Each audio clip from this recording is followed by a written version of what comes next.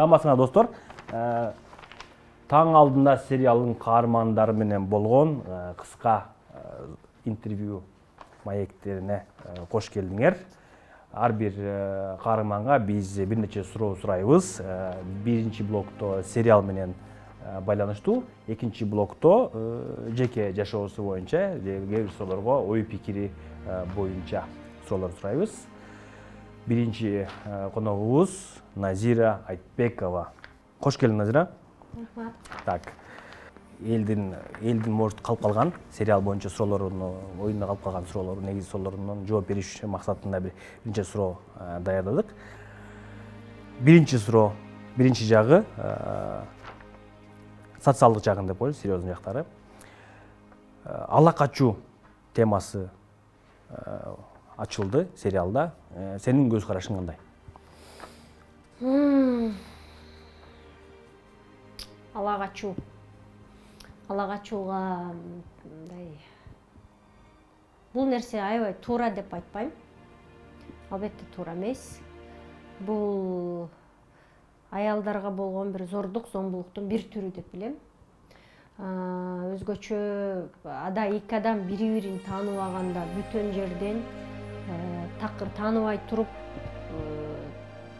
ала качкан адамдар жапайычылык деп билем. Ошон үчүн ала качууну колдобойм. Буга тыюу салып туура кылышты деп ойлойм.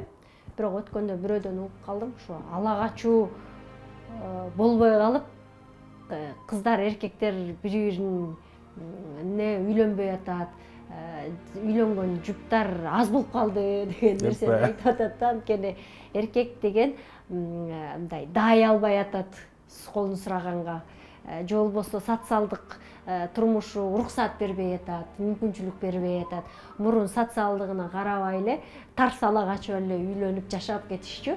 Бул оңой болчу деген нерсени айтып атат да. Бирок канткен менен дагы адам физикалык жактан эмес, моралдык жактан, психологиялык жактан, руханий жактан, материалдык жактан, бардык жактан үйлөнүүгө даяр болуп, анан гана баш кошуу бул жоопкерчиликтүү деп ойлойм. Анан бири-бирин тааныбай туруп, мисалы үчүн ала качып келгенде аял кандай стресске дуушар болот, ошол стресс менен алгачкы түнү кандай болот, ошол түндөн жаралган бала кандай төрөлөт. Бул нерсе аябай бири-бирине чырмалган нерсе да, эл сыртынан эле минтип карап коюшат, алардын баарын жаап. Бирок ошол нерселердин баарын ачып келсең, абдан чоң көйгөй жатат да. Бул кийинки тагдырларына, балдарынын тагдырына да кедерги тие турган нерсе. Биз кыргыздар ой, болбогон кеп деп, минтип ой деп атып көнгөнбүз да бул нерсени. Ой деп көндүрбөш керек бул нерсени. Көп көйгөйлөрүн чыгарып туруш керек деп ойлойм. Кайсы кыргыздын кайсы каада салты жакпайт сага? Кыргыздын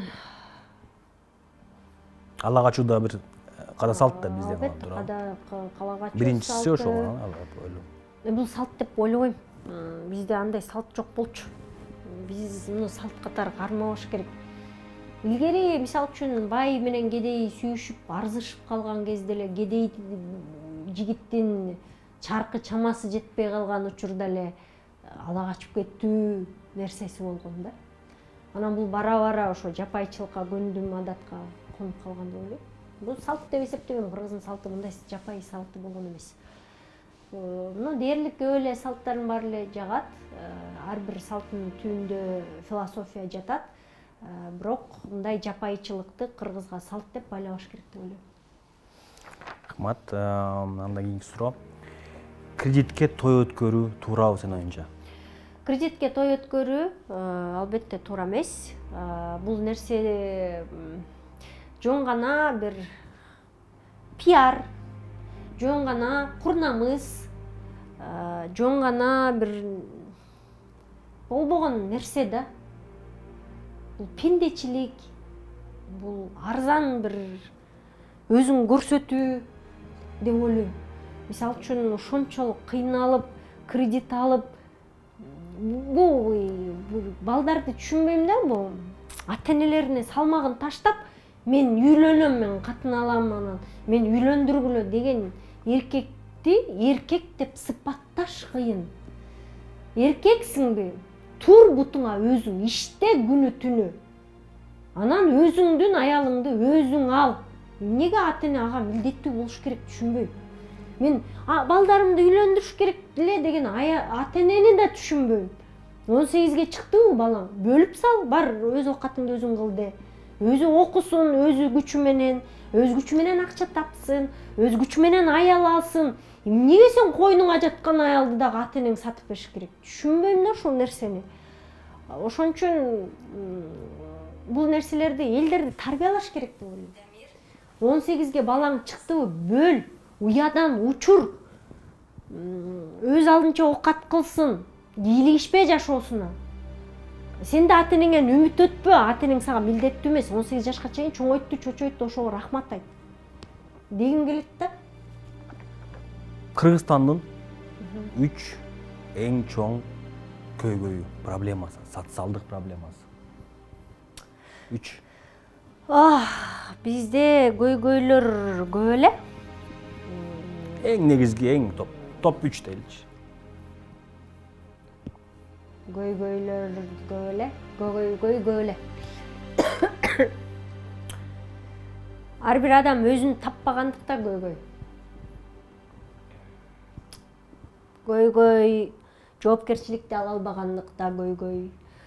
Дайыма мамлекетке, бирөөгө, ата-энеге, турмушка, тагдырга болгон көйгөйдү оодара бермей көйгөй бизде. Анда муну мат койсо болобу, карапайым калк дейличи, бул проблема көйгөйлөрдү чечүү үчүн макро деңгээлде дагы чечиш керек да. Биз карапайым калк ушунда формуляция кыла турганбыз суроону. Карапайым калк Кыргызстанды өнүктүрүү үчүн эмне кылыш керек? Карапайым калк, биз карапайымбыз. Анан биз жөн эле калкпыз дебейли. Ар бир карапайым калк өзүнө салым кошуш керек эң биринчи. Өзүнө салым кошуп, өзүн өзү тарбиялап, өзүн өзү көтөрүсө эле көп нерсеге жетебиз деп ойлойм. Өзүнө тарбиялаш керек. Ой, мамлекет мынтпай айтпайт деп эле анан жоопкерчиликтен сыртка калып эле отура беребиз да, бир нерсени күтүп отурабыз. Өлкөнү өнүктүрүш үчүн сөзсүз эле бир сыйкырчы келиш керек эмес. Өлкөнү өнүктүрүш үчүн мен жоопкерчиликтин, сен жоопкерчиликтүүсүң. Өзүбүздөн башташыбыз. Өнүктүрүш үчүн тарбияны өзүңө бер биринчи. Качан гана өзүңдү мыкты тарбиялайсың, өзүң үстүңөн иштейсиң, өзүң билим аласың. Анан сенин балдарың, артыңда ээрчиген балдарың автоматтык түрдө сендей тарбиялуу болот, автоматтык түрдө сендей билимдүү болот. Баланы тарбиялашың кажети жок. Сен өзүңдү тарбияла, болду, жетиштүү. Бардык көйгөйүбүз, мына кандай гана социалдык көйгөй болбосун, эң биринчи биз өзүбүзгө өзүбүз тарбия бербегенден болот. Этикабыздын, культурабыздын, маданиятыбыздын, билиминдин жоктугу, Кыргызстанда тартип тарбиянын жоктугу өзүбүздү тарбиялабагандыкта, өзүбүздүн жан дүйнөбүз менен алек болбой, башка бирөө менен алек болгондукта деп ойлойм. Башка бирөөнүн жашоосу менен эмне ишиң бар, сен өзүңдүн жашооңду иликтеди. Хорошо. Дагы бир суроо анда, ошол суроолор менен байланыштуу. Ала качуу дедик. Сен оюнча ким көбүрөөк бактылуу? Бойдокторбу же үй бүлөлөрбү азыр Кыргызстанда? Бойдок катары, албетте бойдоклор деген.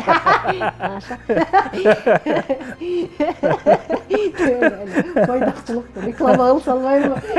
Келди бар бойдок деп кой. Президент болсоң, программа бойдокчулук болот дейсиң. Жок, ар бирининчи кеп бактылуу болгон, бактылуулук эмне десең эле үй бүлө дешет да. Же болбосо бактылуулук эмне десең эле байлык топтоо дешет. Бактылуулук деген ар бир көз ирмемде азыр жашаганды, учур чакта жашаганды биз билбейбиз да.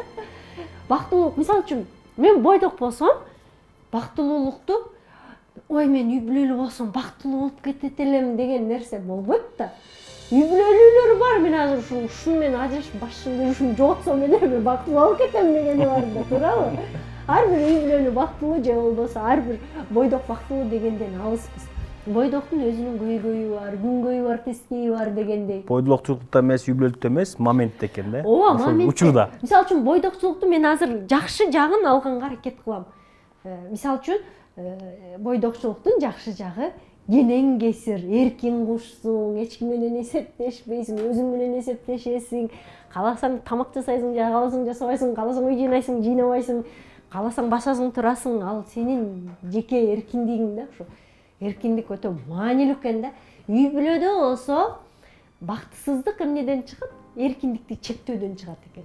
Мисалы үчүн мен сенга эркиндик бербей эле, тушап эле, кайда турдуң, кайда бастың, кимдин колун кармадың деген ырдай берсем, сен тажатам. Телефонуңду тиктеп, келе деп талаша берсем, сен өздүк жашооңо уруксаат бербесем, сени ушундай бактысыз кылам, дем алганга демиң жетпей калат. Түшүнөсүңбү? Ошон үчүн бактылуулук бул бири-бирине эркиндик берүүдө. Мен сенин пространствоңду, өзүңдүн жекечилигиңди, өзүңдүн тандооңду, сени мен адам катары сыйлашым керек, урматташым керек, кандай болсо ушундай кабылдашым керек да. Буга чейин ошо бирге болгон жигитиңиздин телефонду бекиттиң беле?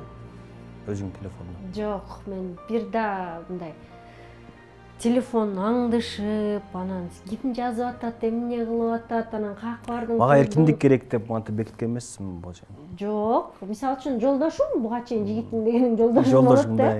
9 жыл өмүр сүрдүк, ал мага эч качан контролдоп, көзөмөлдөп, каяка бастың, эмне кылдың, каякта жүрөсүң деген суроо такыр берчү эмес. Мен ага берчү эмесмин. Телефонуңа ким жазып атат, ким чалып атат, ким менен сүйлөштүң деген суроо дээрлик бизде жок болчу. Бизде абсолюттук түрдө эркиндик. Жана бул нерсе ар ким өзүнүн пространствосын сыйлачу, ар ким өзүнүн выборун, чечимин сыйлачу. Бул нерсе 9 жылда сон жашадык десем болот. Мен эч качан урулушуп, кырылышып, кызганычтын айынан тебишип андай болгон эмес. Окей. Аябай көп нерсе айтып койдуң, көп нерсе үйрөндүм. Сериал боюнча суроолор сурайлы да, экинчи блок өтөлү. Так, сериалда катышкан башка актерлор менен тааныш белең буга чейин сен өзүң көбү менен? Көбүн жаңы тааныдым десем болот ошол сериалда. Потому что ошол себептен ошого тиешелүү суроолор берем. Жашоодо эми таанышкан болсоң, сен биринчи впечатление алдың да, эркектерден туурабы? Ошол боюнча сенин оюңча көрдүң жашоодо, съемкадан кийин көрдүң, кайсы каарман, кайсы актер ошо таң алдында сериалындагы образы менен образына аябай окшош болгон менимче? Аябай окшошун деле байкаган жокмун. Мисалы үчүн Дамир өлө терс каарманды ойнойт, ал роль ойноп атканда мен кадимкиде аял катары корком, чын эле коркуп ойнойм, өзгөчө сабагандан кийин качып жүрдүм андан. Баягы эпизоддо урдубу? Тийдиби, кол тийген жокпу? Жок, эми аны атай неме кылдык, жасадык дечи. Тийген жокпу ошондо? Жок. Ошону жасай албай, ал мени ургандан коркуп, колум тийип кетет деп коркуп атып, аябай көп дубль жасадык да, канча күн тарттык аны. Кайра. Бул биринчиси болбой калып, кайра экинчи жолу тарткан. Же Айбек байке Дайырбеков айттыбы, мына для реальности тийгизе бер деп, Дамирге задача берген жокпу? Кол аябай олбурлуу чоң болгондуктан аябай тийгенден дагы мындай сырттан эле колун көргөндө эле коркуп аттым. Анан ушунчалык стресс экенин түшүндүм ошол. Сабаган эпизоду жаман ушундай окумуштуу да эпизод болду. Качып жүрдүм, бирок Дамир жашоодо ушундай Назиреже кечирип коңузчу, эже дейт да. Кечирип коңузчу, тийген жокпу колум, минткен жокпу, ооруп калган жокпу денеңиз дей берди да. Ошол жери жакты. Дамир такыр өзүнүн каарманынан тескери го. Тескери го. Мен жөн эле жын. Болдучу.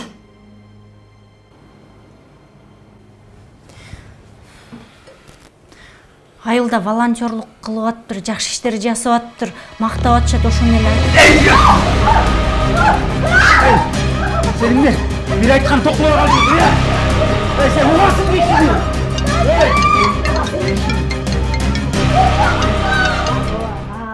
Максатты экөөбүз. То есть айтып атпайм, экинчи суроо ушунда болду. Ким эң окшош болчу, ким эң тескери болчу. Дамир анын тескери экен да. Дамир тескери, ооба.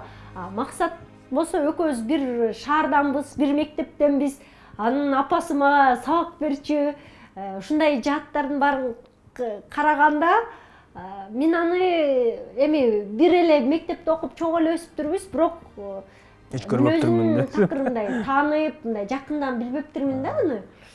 Бул эмеде болсо аябай деле өзүн ойноду деп эсептебейм. ал көбүрөөк эркиндикти жакшы көргөн, мындай бир максаттары башкача өңдөлөт да деп ойлойм да. Немени Дамирди ушу айтпайсыңбы? Көп дубль тартты депчи. Ушу биринчи дубль тарткан ким бар эле муну прям все получалось деп бардык нерсе тарткандар болду деп Айбек байке. Аны билбейт экенмин, ар биринин немесине катышкан жокмун да.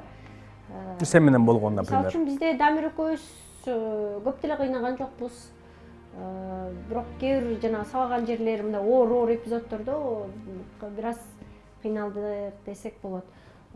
Мисалы ушундай иш кылып, анан берки балдарды деле жакшы тааныбайт экенмин.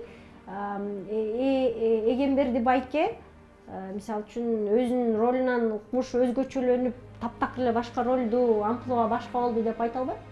Байке өзү жакшы киши го. Ошондой эле жакшы кишинин ролун ойноду. Бирок балдар менен мамилеси кандай билбейт экенмин. Бул жакта болсо уулу менен бир аз таарынычы көрсөтүлдү десем болот. Сапна эже, мисалы үчүн ал дагы ошондой жакшы эже, ал деле жакшы адамдын ролун ойноду. Билбейм, эми башкалардын аябай. Режиссердун любимчиси ким болчу сен анча? Билбейм. Мен де койсуңбу? Мен. Айбек байке? Мен билем, ким эле? Айбек байкеден сура, Айбек байке резинеден сурайбыз, келгенде сурайбыз. Билбейм да, аны Айбек байкеден сурады. Жок, сенин оюнчу сен көз көрүп калып мындай карап, мен что-то окшошпой калды, бирок мен кантип Айбек байке ооба деп койду, түшүнбөй калдым. Мен просто өзүм эрке болгон үчүн, анан Айбек байкени көп кичинекей менен тааныган үчүн, балким карындашы катары көбүрөөк эркеледим да. Жакшы көрүп, эзилип, аябай мындай. Айбек байке менен иштешкен биринчи жолу болчу? Биринчи жолу иштештим да аны менен. Анан биринчи жолу иштешкенде бири-бириңди тааныш кыйын да. Башында аябай сүрдөп, окшошпой, көбүрөөк дубль тартып, Назира ичиндеги Назира чыгып кетип атат. Чыгарба, аны тиги Айтбековну чыгарбай, башка Назираны чыгар деп атып, анан бир аз энергиямды ашып-ташып меники монтуп турат да, далактап турат да. Ай, далактаба, бир аз энергияңды жап, мындай кыл, тиндей кыл деп үйрөтүп, башында бир нукка салыш үчүн бир аз көбүрөөк эпизод тартылды. Андан кийин өзүмдү Назираны таап алганда бат эле кыйнаган жокмун. Эртең Айбек байке чалып айтса, Назира ушундай роль болду, кел десе, сразу ооба дейсиңби же ойлоносуңбу? Жок, эми Айбек байке аябай сонун режиссер да. Мен аябай сыймыктанам ушундай режиссер менен иштешкениме. Айбек байке өзүңө кызык болчу иштешке? Аябай, ооба иштешким келчү. Айбек байке менен иштешким келет, Актан Арым Кубат менен иштешким келет. Андан да жаңы кино түштү, буюрса. Анан Эрис Абжапаров менен иштешким келет. Ал дагы мага роль тандап жүрөт. Иштешкен эмесиң буга чейин? Иштешкен элекмин ушул үчөө менен, Үчөө менен, ооба. Мен кол. Анан ошол үчөөнү караштырып атам. Акыркы суроондо айтып койгон да. Сен Дамирдин жубайы болчуң да, эми терс кармандарынан кийин жигит менен биргелешип калдың. Ошол жерде өбүшүү сценалар бар беле, жок беле? Бар болчу. Сценарий боюнча бар болчу да, туурабы? Өбүшүү сценарий бар болчу, ооба. Тарттыңар ушулорду? Мен жанагы күйөөмдү төшөктө күтөм го. Пеньюар кийип алып.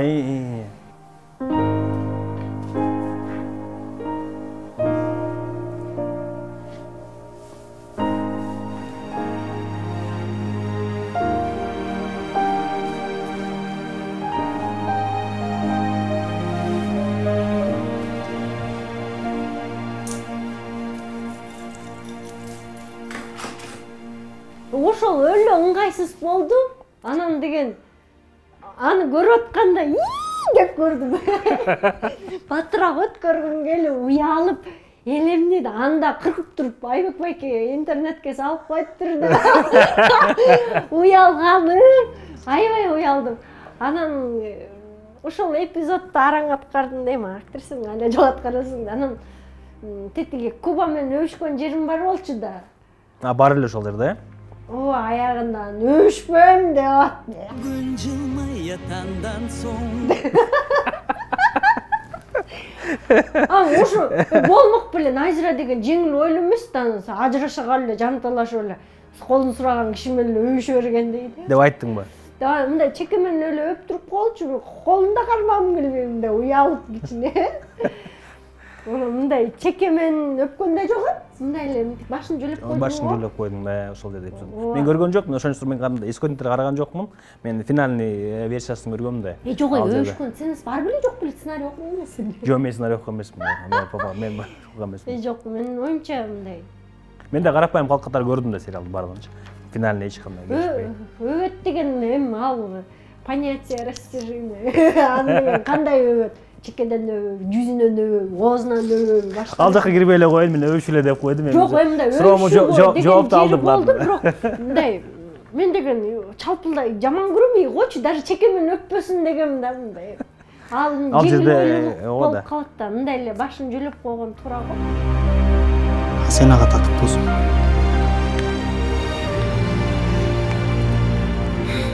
Сонун жыттан атасың. Атырбы? Ооба. Сен өзүң айтпадың беле?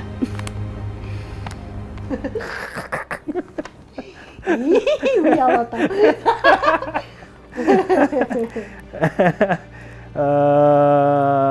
Анда получается ушундай бул кадрлар көргөндөн кийин анан площадкада эң көп күлгөн сен белең. Площадкада ырсактаган менден бөлөк кайсы киши болот? Менмин да. Серьезно тартып атса бир мал өппөсүн мени деп. Мен аябай мындай күлгөндү, жайдары жүргөндү аябай жакшы көрөм анан. Ошончо сурап коеюн. Съемкада мен келген жер майрам болот да, анан ырсактап эле ар кайсы теманы айтып эле каткыра бермей жайым бар. Анан образга кир дегендер, уф деп алгандан кирем. Сен үчүн акыркы суроо. Акыркы суроо. Акыркы суроо. Эң кыйын нерсе эмне болуш площадкада? Съемочный процессте, негизи сериалда сен эң кыйналган моментиңди эле съемкада болобу, же гримде болобу, же подготовкада болобу, же читкада болобу, же кандай? Читкада деле кыйын болгон жок. Гримден көзүм көгөрткөн жагым көбүрөөк отуруш керек болду. Аны сүрөткө түшүп чыгарып койсом, айткан саап кеттир деген чоң жанып. Анан десем комментарийлерин окусам, мен жек көргөн хейтерлер сооп болот, ырас болду, дагы сабасаңыз деген нерселер бар. Анан кыйын болгон деле жери жок. Бардык эле мындай кээ бир мындай мурун ойноп көрбөгөн актерлордо кыйналышы мүмкүн. Мындай профессионалдуу актерлор менен ойногондо алар бат эле илип кетет жана сени оңой сүйрөп кетет. Комментарийлер жазып атпайбы? Назира, сен ушундай ойной бересиң, ушул образды чагылдыра бересиң депчи. Өзүңдүн кайсы образды ойногоң келет? Мага аябай жакты бул таң алдындагы ролум. Анткени мага жакпай калды жана базардагы Куба менен сүйлөшкөн эпизоддорум көбүрөөк Назира мындай чертовка чыгып кеттир да. Кызың кандай жүрөт, жакшыбы? Жакшы. Болду, ошончо жетесиз. Канча берем? Бүгүнкү сенин кеңешиң үчүн. Чоң рахмат анда. Эртең да суроолорду даярдап кой, Назира? Көйнөгүң сонун жарашат экен. Рахмат. Үйрөнүп калгансың го. Эртең атыр жыттанып калат турбайсыңбы? Ошол жерлерим ай тиги Назирага окшошпой калыптыр. Ал Назира антип жалжактамак эмес. Ал Назира бир аз мындайраак болмок. Неге ушак каралбай калган деп эле. Айбек байке эмнеге ушинтип калган десем, ал атайын болчу, ал сен кичине элге надежда берип коюш керек да, экөөнүн ортосунда бирдеме болот деген нерсе болуш керек. Не переживай, жакшы эле деп койду да. Бирок мен өзүмдүн чувствомдо кичине бирки айтбекова чыгып кеткендей эле кыжалат болуп, ошол эпизоддорун көргүм келген жок да. Эпизоддорун жана үйдөгү чай коюп, Дамирдин көзүн карап, байкуш болуп, мынтип андай роль ойногон эмесмин да. Ыйлаган ролдору, мисалы үчүн ажырашып атканда мага эң көп таасир калтырган жана балабызды ортодон талашып аткан кез аябай мындай мен чын эле шолоктоп көз жашымды съемка бүтсө деле токтото албай койдум да. Анткени бул нерсе өз башыман өткөн, ата-энемдин ортосундан өткөн, өзүмдүн турмушумдан өткөн. Ошол нерсе мындай жарам козголуп кетти окшойт да, катуу аябай токтоно албай койдум да. Канчанчы 6-серияда болчу, 6-серияда. Ооба. Анан ошол нерсе аябай оор болду деп ойлойм. Негизи эле ошол ажырашуу темасы аябай катуу тийди да мага. Анан калган жааттары жеңил эле, ырахаттуу болду. Бул мындай ролдорду ойнойт элем, драма жаатында такыр ойной элекмин. Бул менин алгачкы драма жаатындагы ролум. Эми кошунан тандабайт, ал комедиялык жаат болгондуктан аякта күлкү аралаш болгон үчүн жеңилирээк да. А мындай жалаң ыйлап, мынтип, кыйналып, тепки жеп, мындай роль аябай мага кызыктуу болчу. Актан байке, Эрнест байке. Ооба. Баш выход. Негизи мындай мени ийлеп жууруп чыгарса, böyle роль чыгара алып болушум керек деп ойлойм да. Түрдүү ролдорду, образдарды ойногум келе берет. Мисалы үчүн азыр жаңы чыккан Беш бармакта жеңил желпи, бир ойсоктогон кыздын ролун ойнодум. Андай деле чыгып роль тандабайм, жана амплуа канчалык деңгээлде бат-баттан кардиналдуу түрдө өзгөрүп турса, ошол нерсе мага жагат. Чоң рахмат, Назира. Көп суроого жооп бердиң. Таң алдында. Акыркы суроо деп дагы. Акыркы суроо. 24-чы Акыркы суроо дагы берчи, мелтасың. Так, акыркы суроо. Таң алдындагыларга, көрөрмандарына бир нече сөзүң. Кандай сөзүң? Любой нерсең айтсаң болот. Таң алдында мына ойноп атканда аябай көп. Көбүнө жаккан, билесиң, сериал көбүнө жакты. Аябай мындай негативный комментарий. Дээрлик жок болду. Дээрлик жок. Сага көп айтылган сөздөр бар. Образың жакты, Дамирдики жакты деп, Максаттыкы жакты деп, ошол жактан кандай бир көп комплимент алдым. Бул режиссерлордон көп комплимент алдым көбүнесе. Анткени мени мындай элестетип анан ушундай ролду ойной алат экен деп ойлоп болуптурмун. Сен мындай ролду ойной турбайсыңбы аябай жакшы деген нерсе, таң калтырдың деген көп болду. Бул мага абдан жагымдуу. Анан буюрса алдыда дагы ушундай ролдорду алам деген ойдом. Таң алдында 2-сезон качан болот? Сиз таң алды элдин бар ошо 2-сезон качан тартасыңар деп тартсак жакшы болмок негизи. Аябай жакшы болмок. Режиссерлорго, продюсерлерге кулак кагыш, чолоң. Анан буюрса көрөрмандарга болсо рахмат бизди колдогонуңуздар үчүн. Рахмат бизди мындай көкүрөгүбүз менен, мен менен ыйлап кошо, мен менен күлүп, менин каарманыма боор тартканыңар үчүн абдан терең ыраазычылыгымды билдирем. Ар бир комментарийлерди калтырбай окуп аттым. Меле Айтбекко деген жердин баарын лайк басып аттым. Ошол лайктар сеники беле обязательно. Бирөөсү Назираныкы экен, так что. Чыдамсыздык менен ар бир сериалын кадимкидей күтүп аттым. Кандай болду экен? Анткени общий композицияны, мындай жалпы композицияны көргөндө башкача ойдо каласың да. Ал башкача өңүттө чыгат. Башкалар кандай ойноду, кандай өңүт берди, ошолордун баары кызык болду. Биз бул Маекти таң алдында каналын, сериал чыккан каналда коебуз, жарыялайбыз. Ошонун астында көрөрмандардан бир суроо. Эмне сурагаң келет? Мисалы? Любой нерсе өзүң жөнүндө, же эмне жөнүндө, эмне билгиң келет, элден мындай сурамжылоо делчи, астында комментарий жазат. Анда мындай суроо. Биринчи суроом Шайыр Айтбекова көбүрөөк жактыбы же ушундай роль, образың жактыбы? Кайсы образың сизге көбүрөөк жагат? Ушуну обязательно. Экинчи суроо. Тактисин Акыркы суроо десең. Экинчи суроо. Экинчи акыркы суроосу да? Менде кандай роль күтөсүз? Жакынкы арада кандай ролду ойносом сизге көбүрөөк жагам, балким?